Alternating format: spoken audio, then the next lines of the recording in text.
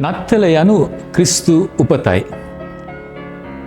නත්තල අධ්‍යාත්මික උත්සවයක්. ඒ අධ්‍යාත්මික ආකාරයෙන් සැමරිය යුතු උත්සවයක්. මේ උත්සවය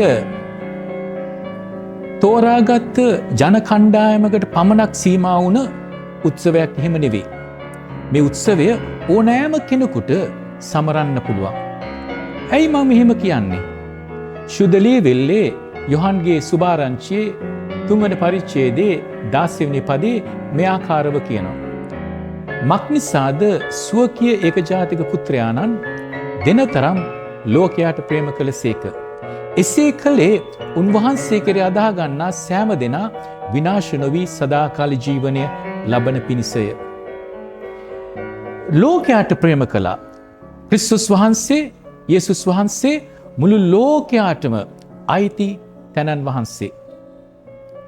පැහැදිලි බයිබලයේ අපිට ප්‍රකාශ කරනවා එදා පළමු නත්තලේදී දේවදූතයන් එඬේරුන්ට පෙනී ඔවුන්ට ප්‍රකාශ කළා ක්‍රිස්තුස් නම් ගැලවුම්කාරයෙක් ඉපදී ඇති බව.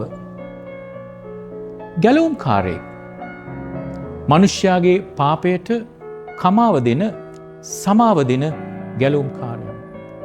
ක්‍රිස්තුස් වහන්සේ ලෝකයාට ප්‍රේම කරන බැවින් උන්වහන්සේගේ ජීවිතය උන්වහන්සේ පූජා කළ කුරුසියක් මත මටත් මේ සවන් දෙන ඔබටත් පාප සමාවසා ගැලවීමද සදාකාල ජීවනයේ උරුම කර දෙන්නට.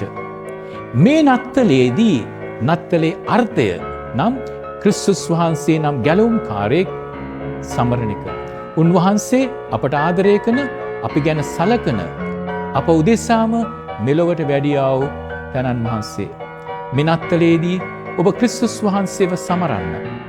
ඒ සැමරීම තුළ අධ්‍යාත්මික තෘප්තියක් ඔබේ ජීවිතය ඔබ ලබන්නට යනවා. මේ ලැබුවා වූ නත්තල වාසනාවන්ත නත්තලක් වේවායි කියා මා ප්‍රාර්ථනා කරනවා.